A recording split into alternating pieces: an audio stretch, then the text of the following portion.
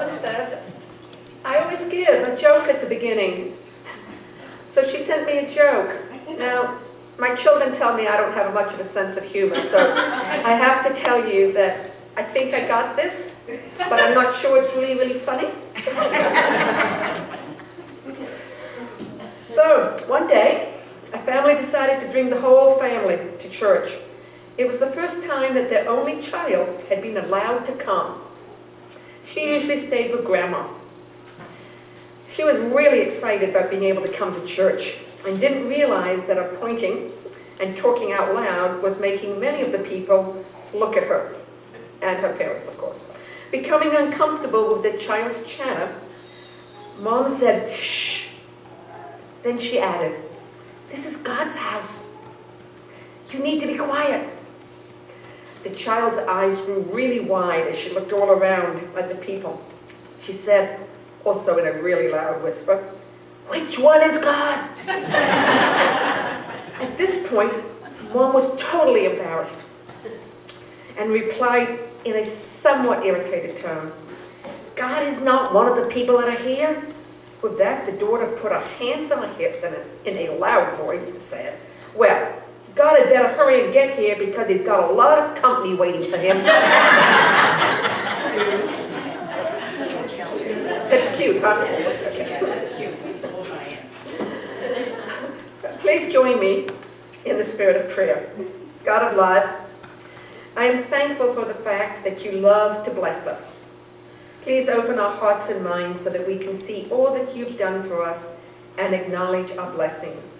May my words be your words and all my work be a gift that has come from you. I'm skipping the song she was going to sing. Thank you.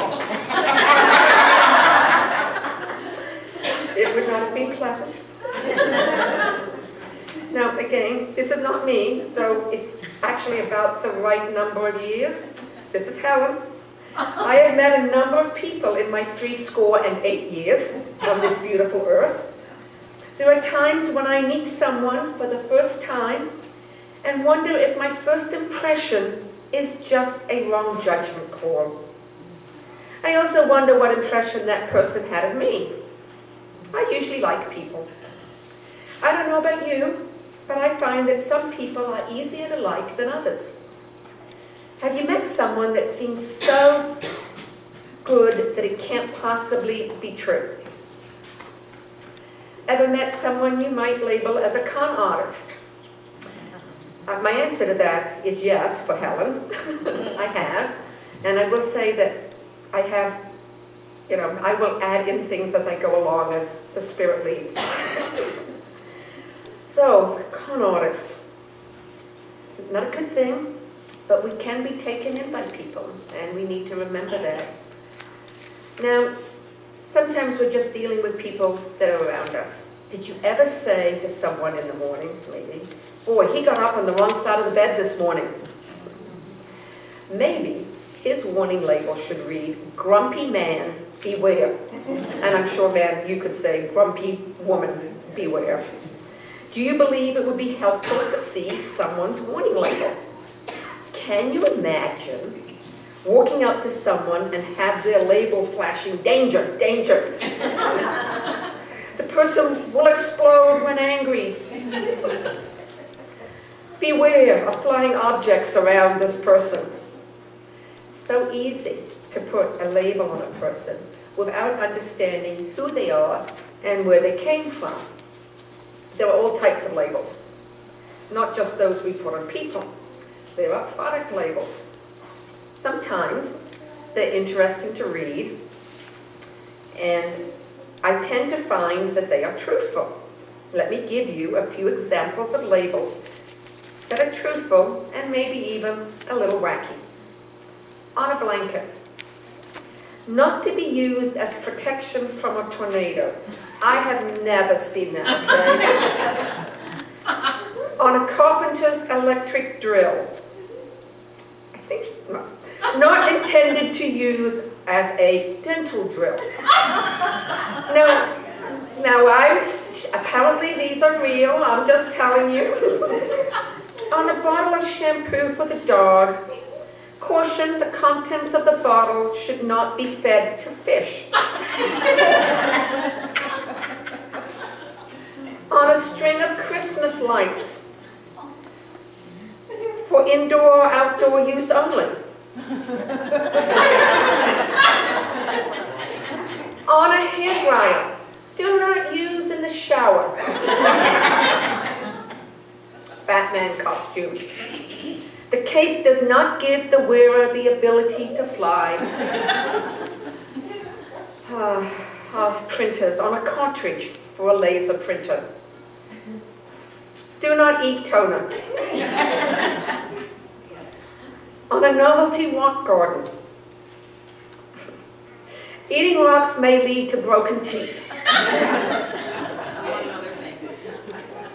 Okay, babies, listen up. On a child car seat. Remove child before folding.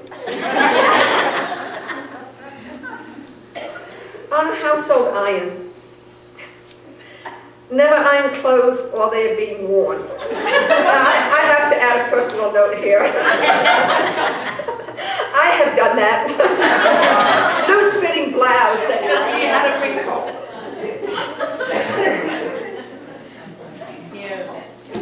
Now, I can only say that I assume that these were somewhere, or maybe it's still, Helen's joking ability. I'm not sure, but they were pretty funny, right? They're pretty amusing. Sometimes it's hard to believe that the labels are necessary, but we know that suing for anything is a way of life today, yes? God must shake his head at us and our labels, but he must be even more concerned at how often people sue over their own actions and get paid to go away. No wonder we have labels that just make us go, really? Now, there are some labels that can be called care labels. These are mostly care of things and not people. Examples could be wash only in cold water. It's a good idea. Or dry clean. Or close door carefully. Or watch your step. Things that we can see, yeah, that's really a good thing. If you've had kids in your house or elderly people, you can see that those labels sometimes come in handy. Think how kids, especially teenagers, seem to love to slam a door after they finish rolling their eyes at you. Maybe some labels on the kids' doors would slow them down. My experience, probably not.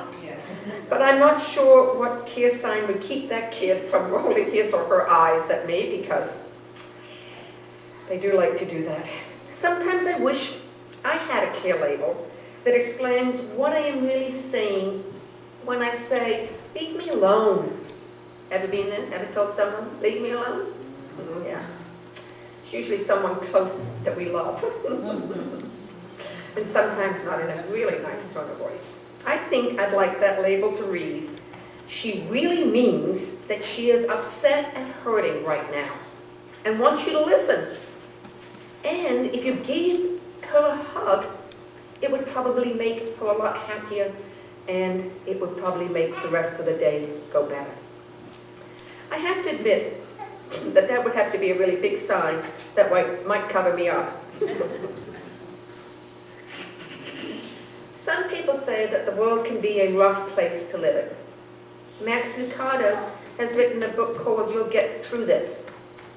It's a book that talks about life's challenges, because around every corner sometimes there seems to be a problem, or some form of trouble, or something that is confusing to us, or an issue, and they're all real to us. They're issues for us. They affect how we feel and how we act. They affect our lives. The question is there a good reason for not being nice? Well, sometimes I'm sure there was a good reason for not being nice, but Max gives a few tips about our trials here on earth. He didn't attempt to minimize them, but he tried to help us understand that problems are temporary and that God is with us even as we go through the trials. The key word here is through. God is with us even as we go through the trials. Remember in our scripture reading that we are told that Jesus has overcome the world. He's with us. He'll always be with us. Through trials we have. When we have them, we only have to reach out to Him and find peace that He promises. But beyond all of that, I feel and I believe that He aches for us. He cries when we cry. He hurts when we hurt. He understands us, even when we don't understand ourselves. And He wants to comfort us, to guide us, to help us get through whatever the world has thrown at us. Listen to what Marx had to say in his book. He says, "You'll get through this problem or trouble. It won't be painless. It won't be quick. But God will use this mess for good. In the meantime, don't be foolish or naive. But don't despair either. With God's help, you will get through this." And we need to remember that only God can turn a mess into a message and a test into a testimony. So, I've talked about labels and feelings and troubles. How often do you think we are justified in being angry or jealous, vengeful, just plain mean, when we make excuses for how we act or when we're just not being very nice? That's a really good reason for someone to wish that you'd had a warning label on you. I know none of us have really worn a warning label, but I do believe that God doesn't put warning labels on people because He believes in us. He loves us, and we are forgiven people. I'd like to leave you with the following quote. Instead of looking at your trial, we should look through the trial to its potential outcome. What does that mean? Perhaps we need to look at where we are and what we might do and respond in a more positive manner, both inwardly and outwardly, in the way we treat others, hoping to act in the way Jesus did.